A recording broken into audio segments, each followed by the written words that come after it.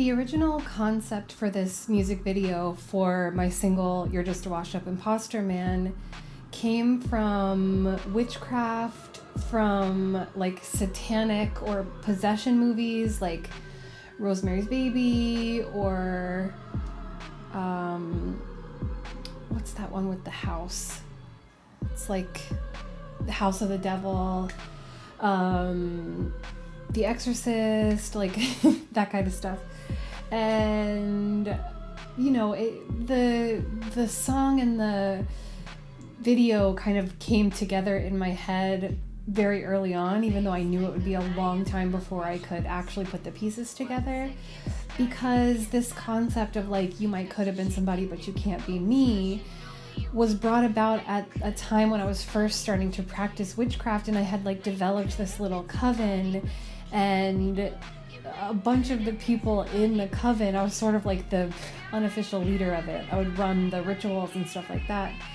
And a couple of the people were those people that were like, saw my authenticity and were like, okay, I'm going to do exactly what this person's doing. Like, I'm not going to work on finding my own authentic self. I'm just going to copy them exactly. Down to like this witch tattoo I have. One of the girls got this exact tattoo, except worse. Like, not as pretty.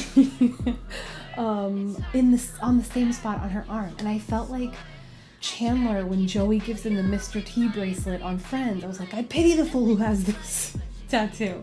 And I was like, we can't have this. People are going to think we got it together. Like, what are you doing? And when I would run these rituals, like, I would be in it. You know, I'd be meditating, I'd be transcending, I'd be on another planet, I'd be manifesting. And I'd look around and, like, some of the people were really into it and really authentically doing it. And some of the people were just sort of, like, sitting there waiting for it to be over. Like, they like the craft, they like to look like witches, they like to call themselves witches, but they weren't, like, really in it. On top of that, like, pettiness aside, and that's, like, just how the image, like, came to be attached to the song. But aside from that, I love horror movies. I'm obviously really inspired by horror. I wrote a book about my trauma inspired by the horror movies I love called Flight of the Final Girl, in case you want to check that out. And I just, like, they inspire everything I do. They inspire the song, the sound of it, you know, like the creepiness. There's like this very low kind of monster voice that runs throughout the verses that you can't even really hear, but I know it's there. And also I was doing a lot of like witchcraft and manifestation. I love Baphomet. I love the idea of the devil and fallen angels and like just anything that's sort of anti-Christian, you know. And also I'm a witch. I love witch movies. I have always loved witch movies. I've always loved witches. I've always loved the idea of spells and that you can like have what you want if you just say the right words and like get in the right energy. But my main issue with a lot of these types of movies or stories is that so much of the time it's like the woman is not consenting to the experience of being possessed, right? Like with the exception of maybe Possession, which is a great, incredible movie.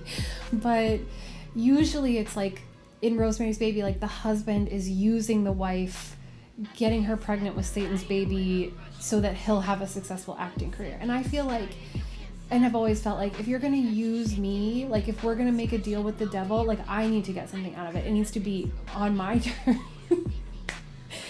Hypothetically, you know, just watching these movies, it always annoyed me that it was like about a man using a woman or about a demon embodying a woman, when it's like in witchcraft stories, more often than not, that star women that are like about women's stories, it's about the woman is consenting, like she's enjoying the experience, she's empowered, she's like sexually liberated, you know, it's about her welcoming the energy in.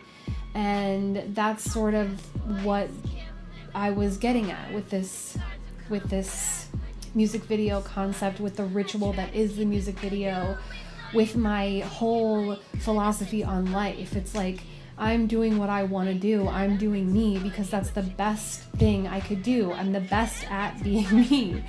And all of this stuff is like authentically interesting to me. It's authentically inspiring to me. And even the, you know, like having a pentagram drawn on the floor of my Brooklyn apartment and doing rituals inside of it, like that's true to my life. I remember when it was my second apartment I lived in New York, and I was sharing a bedroom with my sister in our friend's apartment, and I had my little like spiritual corner and like all my sigils on the wall and stuff, and I had a pentagram taped on the floor, and whenever someone would come over, it was either like sit on the bed or sit in my pentagram. And you know, there was more than one person who was like, am I allowed to be sacrificed? Like, this is a little it's creeping me out. But that's just how I am. Like I like having it available to me. I wear my spirituality on my sleeve. I wear my obsession and affection with the dark side of things, the left-hand path, on my sleeve as well. You know, I don't think that we should be scared of these things. I don't think that they're any better or worse than what else is going on out there. I mean, like, nobody has done more harm in the world than Christianity, and we still call that good, you know? And so I think when I'm like, I always want to sprinkle my spirituality and my spells and my manifestations on everything I create. And I always want my gods, like the beings that I worship that resonate with me, whether it's Jesus or whether it's Baphomet or whether it's an old tree that I once loved and still love but no longer see every day or whatever, that's all in there. And so when I say like, you could have been somebody, but you can't be me, it's like, this is me, you know, this is me, and this is me doing it with everything I've got.